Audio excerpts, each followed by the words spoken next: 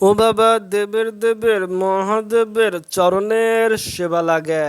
ও বাবা ত্রিশূলধারী জটাধারীর চরণের সেবা লাগে। ও বাবা দেবের দেবের মহাদেবের চরণের সেবা লাগে। ও বাবা কৈলাসপতির চরণের সেবা লাগে। বাবা মহাদেব। হঠাৎ করে ভাবছেন আমি কোথায় চলে গেলাম, তাই মনে হচ্ছে না যেন আমি সেই দলে ভিড়ে গেলাম, কোনো সন্ন্যাসীর দলে।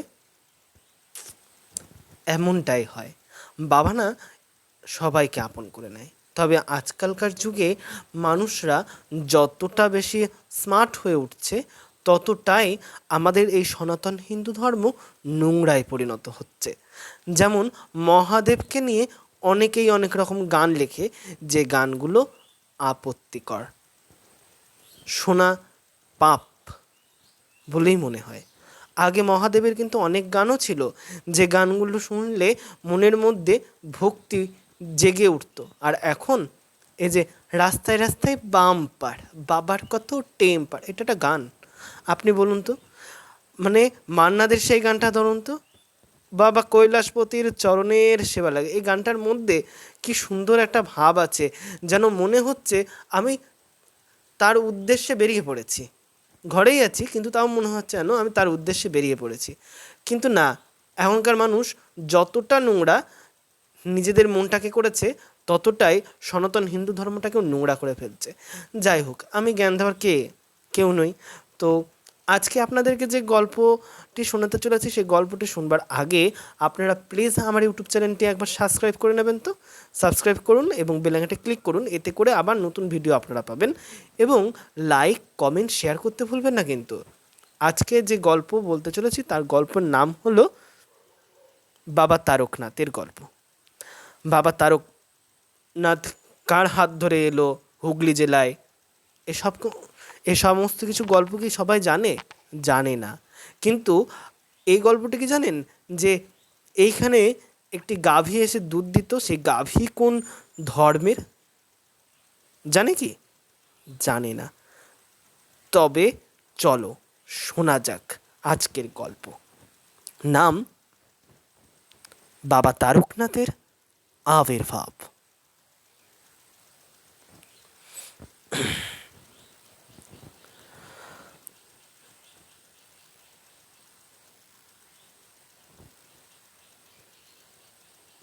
অষ্টাদশ শতাব্দীর প্রথম দিকে উত্তরপ্রদেশের অযোধ্যা থেকে শিবভক্ত বিষ্ণুদাস এসেছিলেন হুগলি জেলার বরানগরে। এখানেই তিনি সপরিবারে বসবাস করতে শুরু করেন। জায়গাটি তখন জঙ্গলাকীর্ণ, মানে জঙ্গল দ্বারা আবৃত, এতটাই জঙ্গল সে বলার মতন না। তো বিষ্ণুদাসের ভাইয়ের নাম হলো ভার মল্ল। রোজ বনে যেতেন, ফল মূল এবং মধু সংগ্রহ করতেন। প্রায় তিনি লক্ষ্য করতেন একটি বড় কালো রঙের এক শিংওয়ালা এক গাভী এসে দুধ দিয়ে যাচ্ছে একটা শিলাখণ্ডের ওপর, কালো রঙের একদম সেই শিলাখণ্ডটির ওপর। সে প্রায়ই দেখতে পেত এই গাভীটিকে। একদিন সে ঠিক করলো যে গাভীটি কোথার থেকে আসে এবং ওখানে কি আছে সেটা দেখবে। তো তার কথা মতো সে গাভীটিকে লক্ষ্য করে, দেখে কোনখানে এসে সে দুধ দিচ্ছে। সেই জায়গাটা গিয়ে দেখে একটা শিলাখণ্ড, এবং শিলাখণ্ডটির উপরে আবার একটা গর্ত মতো। সেই গর্তের রহস্যটা বলছি, আগে শুনুন এটা। যে এরপর ওই যে গাভীটি এসে দুধ দেয়, তো সেই গাভীটির পিছু নেয়।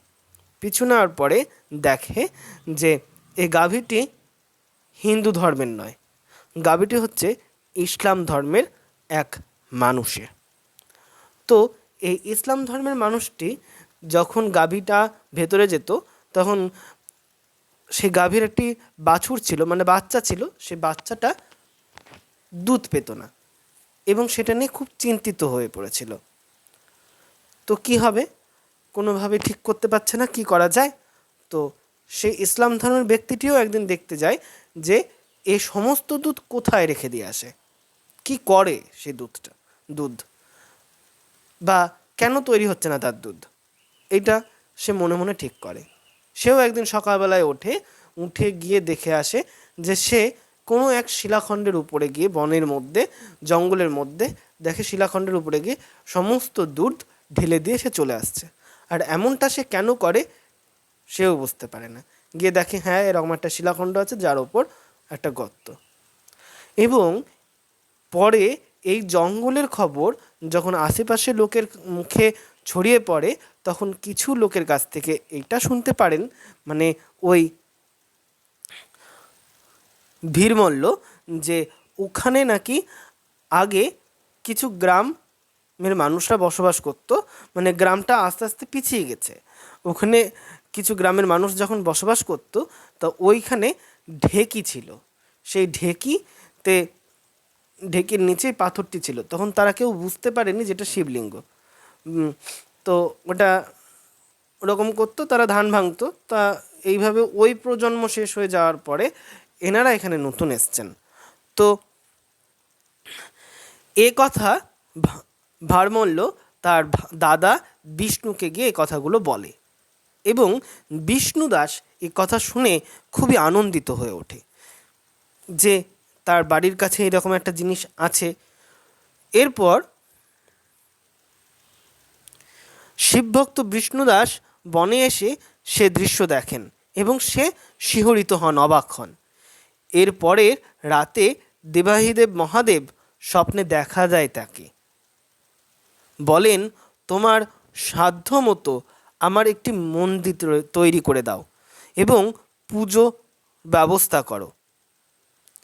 বিষ্ণুদাস তার ভাই ভারবল্লভকে এই শিব মন্দির তৈরি করার দায়িত্ব দিলেন। দায়িত্ব দিয়ে তো সে খালাস হয়ে গেল, কিন্তু দায়িত্ব দেওয়ার পরে কি হলো সে ঘটনাটা শুনবেন না? দায়িত্ব দেওয়ার পরে হলো কি যে বিষ্ণুদাসের কথা শুনে খুব আনন্দিত হয়েছিল ঠিকই ভারমল্ল। তিনি লস্কর কিছু লোকজন নিয়ে গিয়ে সেই শিলাখণ্ডটিকে তোলার চেষ্টা করে। চারিদিক খুঁড়ে এবার সেই শিবলিঙ্গটাকে তোলার চেষ্টা করে, কিন্তু শিবলিঙ্গটা ওঠে না।